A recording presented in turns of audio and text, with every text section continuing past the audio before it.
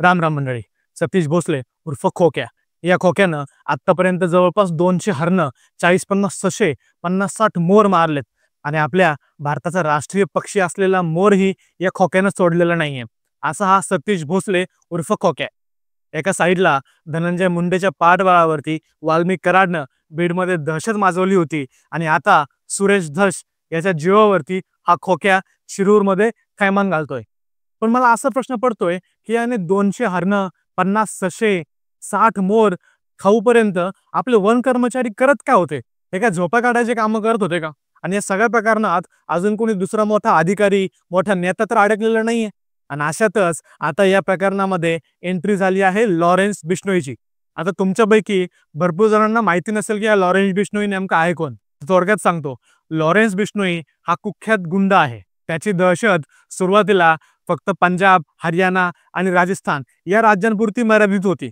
परंतु आता लॉरेन्स बिश्नोई ही गँग पूर्ण भारतभर सक्रिय झालेली आहे. सिद्धू मुसेवाल्याचे पंजाबी गाणे तुम्ही ऐकले असतील, तर त्या सिद्धू मुसेवाल्याच्या हत्याकांडामध्ये देखील लॉरेन्स बिश्नोईचाच हात होता. त्यानंतर महाराष्ट्राचे माजी मंत्री आणि राष्ट्रवादी काँग्रेस अजित पवार गटाचे बाबा सिद्दीकी यांच्या हत्येमागे देखील बिश्नोई गँगच होती. पण मग तुम्ही म्हणाल, आता या लॉरेन्स बिश्नोईची एंट्री डायरेक्ट पंजाबवरनं आता बीडमध्ये कसं काय झाली? सलमान खानला देखील घाम फोडणारा हा लॉरेन्स बिश्नोई आता सतीश भोसलेच्या मागे का लागलाय? 550 वर्षांचा बिश्नोई समाजाचा इतिहास नेमका आहे तरी काय? आणि जर खरंच लॉरेन्स बिश्नोई खोक्याच्या मागे लागला असेल, तर आता सतीश भोसले याचा काय गेम होणार का? हे सगळं आपण या व्हिडिओमधून समजून घेऊया. नमस्कार, मी गणेश आणि तुम्ही पाहताय बोल मराठी, बोला अभिमानानं. बिश्नोई समाजाची स्थापना 1485 मध्ये झाली होती. गुरु जुबेश्वर यांनी या समाजाची स्थापना करून दिली होती. त्यांनी झाडे लावण्याचा आणि प्राण्यांचं संरक्षण करण्याचा संदेश दिला. विशेषतः काळवीट हा प्राणी बिश्नोई समाजासाठी पवित्र मानला जातो.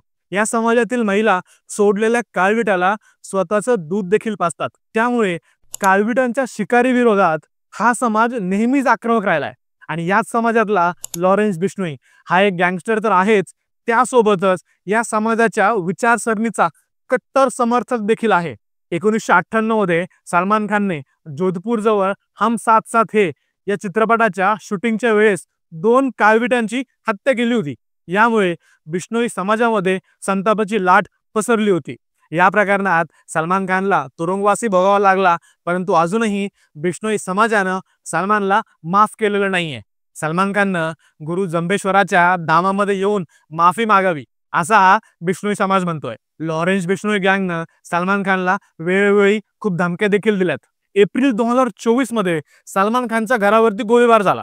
मुंबई वाहतूक नियंत्रण कक्षाला आलेल्या धमकीच्या मेसेजमध्ये सलमान खानने माफी मागावी किंवा 5 कोटी रुपये द्यावे, अन्यथा आम्ही त्याला ठार मारू, असं म्हणण्यात आलं होतं. पोलिसांनी या प्रकरणाचा तपास देखील केला आणि काही लोकांना अटक देखील केली. मित्रांनो, 2 काळवीट मारणाऱ्या या सलमान खानच्या जीवावरती ही बिश्नोई गँग उठली आहे. सलमान खानला त्याची सिक्युरिटी टाईट करावी लागली. रात्रीची झोपही या लोकांनी त्याला येऊ दिली नाही. मग आता विचार करा, 200 काळविटांना मारणारा आणि त्यांना खाणारा या हा खोक्या, याचं लॉरेन्स बिश्नोई काय करेल? सध्या सोशल मीडियावरती ती एक फेसबुक पोस्ट खूप व्हायरल होतीये. त्या पोस्टमध्ये लॉरेन्स बिश्नोईच्या नावानं बनलेल्या अकाउंटवरती एक मेसेज आहे. बीड पुलिस से मेरी विनती है कि वहां के लोग प्रतिनिधि सूरज धस के समर्थक सतीश भोसले को जल्द से जल्द गिरफ्तार करें. मैं उसको शिक्षा दूंगा, लेकिन आप उसको जल्दी से जल्दी अंदर डालें. उसने हमारे दैवत हरिन काळविट प्राणी की शिकार करके उनका तस्करी किया है. वो माफी लायक नहीं है. आप जल्दी से जल्दी अपना काम कीजिए.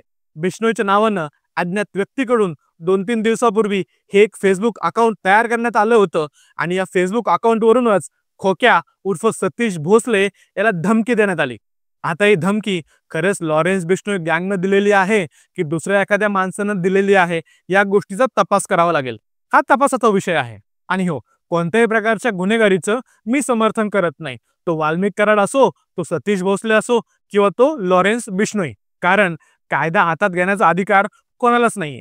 त्यामुळे लॉरेन्स बिश्नोई याने खोक्याला पकडण्याच्या अगोदर आपल्या पोलिसांनी जर सतीश भोसलेला पकडलं, त्याला गजाआड टाकलं, तर मला त्याचा जास्त आनंद होईल.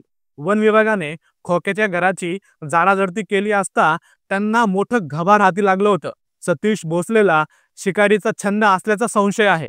पोलिसांना त्याच्या घरी जनावरांचं मांस, धारदार शस्त्र, जाळी, वाघूर अशा प्रकारच्या वस्तू आढळल्यात. पोलिसांनी या सगळ्या गोष्टी जप्त केल्यात. धक्कादायक म्हणजे मोर आणि हरणाच्या शिकारीसाठी वापरली जाणारी जाळी खोक्याच्या घरात सापडली. सतीश भोसले उर्फ खोक्या यांनी आतापर्यंत केलेली पाप, खंडण्या, दमदाटी, हप्ता वसुली, त्यानं आतापर्यंत केलेला माज हा नक्कीच शिक्षेस पात्र आहे. या खोक्याबरोबरच हे असले गावगुंड पोचणारे राजकारणी देखील या पापात तेवढेच भागीदारी आहेत. त्यामुळे या खोक्यासोबत त्याच्या बोक्याला देखील आवळ घालणं तेवढंच गरजेचं आहे. पण आता ही शिक्षा आपलं पोलीस प्रशासन देणार की लॉरेन्स बिश्नोई गँग देणार हे पाहावं लागेल. तुम्हाला या सगळ्या प्रकरणावरती काय वाटतं? लॉरेन्स बिश्नोईची आता बीडमध्ये एंट्री होणार का? आणि जर झाली तर खोक्याची काय गत होणार? तुमचं जे काही मत असेल ते मला कमेंट करून सांगा.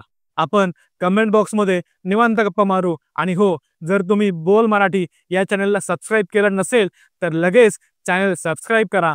आम्हाला इंस्टाग्रामवरती फॉलो करा आणि फेसबुकवरतीही लाईक करायला विसरू नका.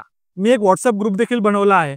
त्याची लिंक मी डिस्क्रिप्शनमध्ये आणि कमेंट बॉक्समध्ये टाकणार आहे. तो ग्रुप जॉईन करा, म्हणजे आपल्याला व्हॉट्सअपवरती निवांत मोकळ्या गप्पा मारता येतील. आपण पुन्हा भेटूया पुढच्या व्हिडिओमध्ये. तोपर्यंत जय महाराष्ट्र.